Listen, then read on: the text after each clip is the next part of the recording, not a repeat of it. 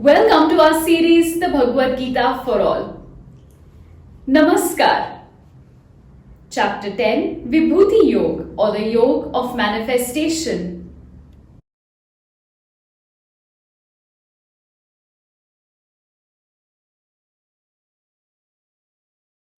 The beginning, the middle, and the end. Focus on your now.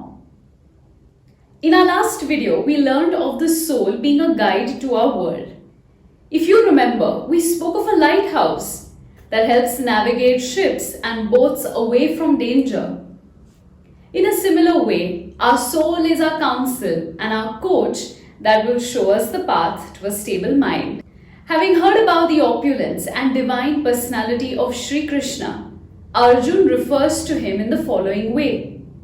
Bhut Bhavan Bhutesh Devadev Jagat Pate.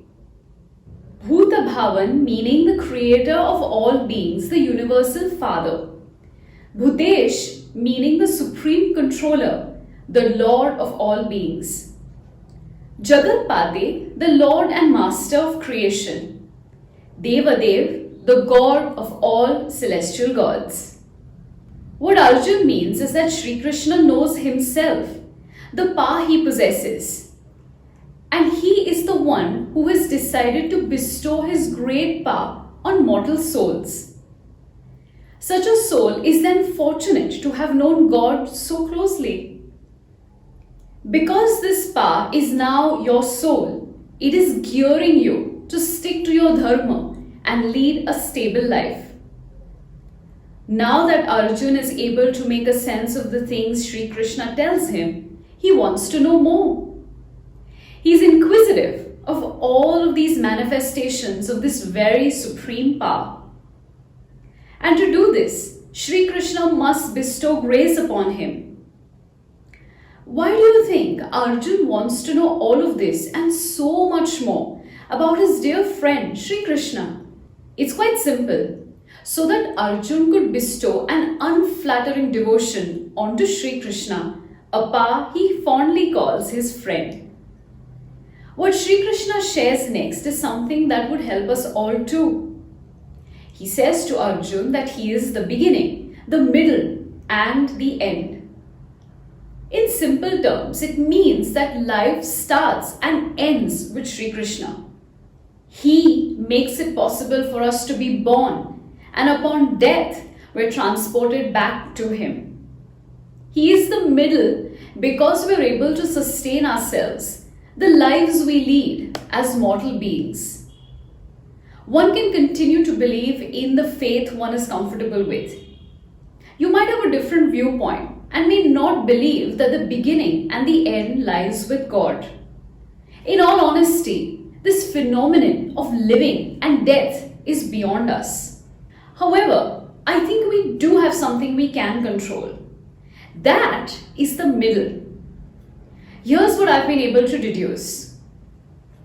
Now, what we do, our actions, our reactions, our thoughts, our decisions, that is all in our control. If you don't want to do something, you can say no. If you want to fight for equality, you can gather your resources to fight for your cause.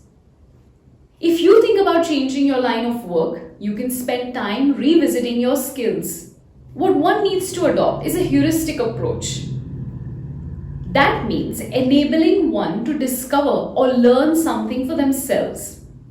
Instead of the good old way of mollycoddling, or what we commonly say spoon feeding, one must learn on their own. You have the survival instincts. You just need to apply them. Learning is instinctive. And each one of us has to discover our own truths to life. As the Buddha once said, you're your own destination. All this is in your hands. This is in your control. Between birth and death is life. And I think us mortals spend too much time thinking about how much time we have. Your life can take a turn in the very next week, the very next day, even the very next instant. What will happen to your dreams, to your convictions, to your thoughts then? Who knows, right?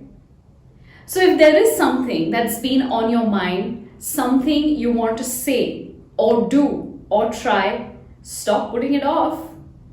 Look, if it doesn't work out the way you wanted it to, there's no harm. Think of it as something that the universe would want you to have or not at this point. There's plenty more coming your way. A little hiccup is nothing. Focus on the now, because now is what you can control, and now is where life is live and happening. Now is your consciousness. Now is the time to take your leave. Until next time. Dhanyavad.